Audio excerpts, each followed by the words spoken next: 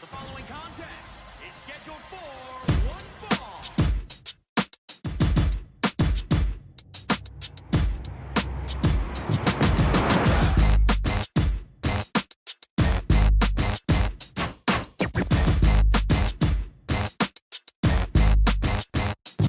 I am the incredible man. I only do things incredible can. Cause I am the seed of a chosen breed. You don't see too many like me. Cause I am one of the reasons you do what you do when you wanna be me instead of you. Cause I am still on beat, showing love to the streets. Come on, you know me, cause that's who I am.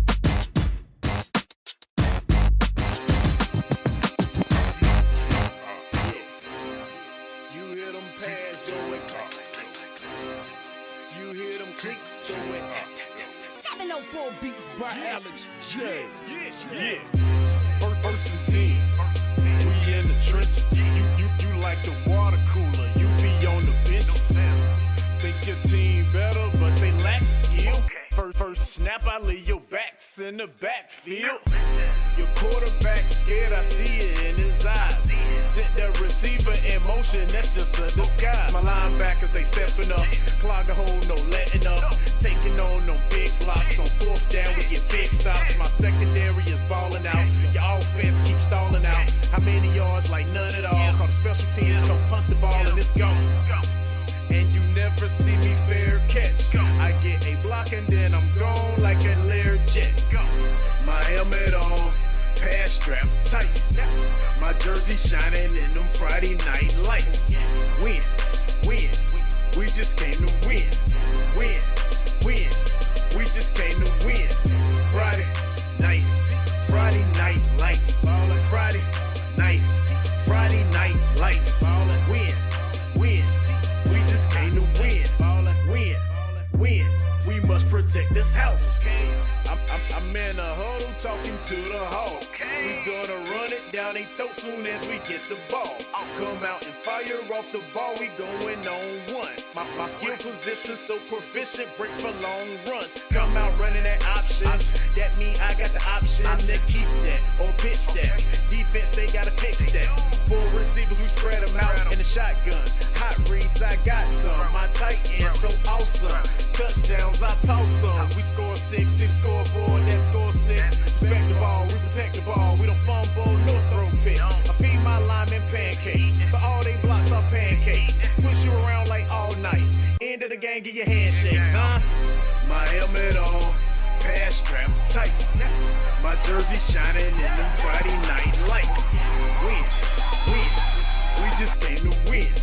Win. We just came to win. Friday night lights. Friday night lights. Win. We just came to win. Win. We must protect this house.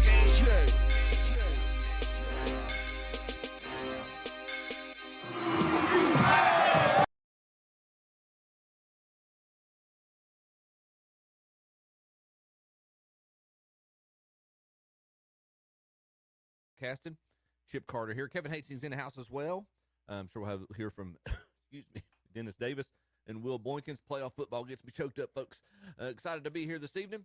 Got a whole host of games we're going to be sure to keep you up to date on. We've got several games being broadcast, and on audio, we will bounce back and forth between those games once we get them up and running. We've already got kickoff on several of those games. I believe one of our games, we've got a home playoff football right down the road, Rudisill Stadium, as the Cherryville Ironmen this evening host their first home playoff football game. I believe someone told me it's close to 20 years. And they welcome the South Stokes. I'm so going to mispronounce this. Saras? And I beg your pardon if you're from South Stokes community tuning in or found us on the radio. I am so sorry if I mispronounced that. But we got here that the Ironmen are up early at home 6-0 to kick that game off. One other score that I have right now that I know of, AC Reynolds against South Caldwell. AC Reynolds is up early 14-0 on that as well. Got a lot of games. We've got North Wilkes at West Lincoln, that game being broadcast. I believe we've got David Potter broadcasting that one, and along with Scott Tudor. North Wilkes already up 7-0. North Wilkes is thank you, Kevin, leading 7-0 on that one. We'll get the scoreboard updated here shortly as well. We've got the Shelby Golden Lions at home hosting the McMichael Phoenix. If you tuned into the Witherspoon Insurance pregame show, we weren't even sure if McMichael actually existed, and if they did, we didn't know where they were located. Thank you, Coach Philip Russ, for giving us the geography lesson. They are located in Mayodan, North Carolina. That is north of like the Triad area, Winston-Salem, Greensboro. North of that, they're basically up to the Virginia state line almost. It's kind of like Elkin almost, or Eden, I should say. But yeah, so McMichael traveling short little 3-hour drive down to Cleveland County to take on the Golden Lions this evening. You've got Coach Jeff Jones and Brent Pasco bringing that game to you. Jakari Shell, you heard him on the pregame show. He'll be on the field as well, helping out with that game. That game's being broadcast. As we mentioned, the Ironman, Cherryville hosting South Stokes. Any idea? Kevin can take a look at that. I have no idea how to pronounce the South Stokes mascot. So I'm going to. Sara. It is a Sara. I said Saura. Sara. So it's Sara. Okay. But yeah, we've got that one. And then also we've got our Rutherford County game being broadcast on WAGY on Waggy. We've got the Hilltoppers of RS Central as they have traveled over to Wilkes Central. So we've got a lot of showdowns with the local teams against Wilkes County this evening, with West Lincoln hosting North Wilkes and RS Central hosting Wilkes, or going to Wilkes Central hosting RS Central, I should say. So we'll get these scores updated as we go throughout the evening. You can see Kevin getting things geared up for us this evening on that short mini little cam there in the middle of the screen, as well as myself there. And we'll get scores updated as we go, as well as get you out to the game so you can hear some of the broadcasts from the multiple games we've got going across the airwaves and on the interweb this evening. Again, including North Wilkes at West Lincoln. We've got RS Central at Wilkes Central. We've got McMichael at Shelby, and we've got South Stokes at Cherryville. So let's kick you out of some action and tune in. Hope you enjoy it. We'll get back with you here in just a little bit, and we'll update the scoreboard as we go. Enjoy high school football.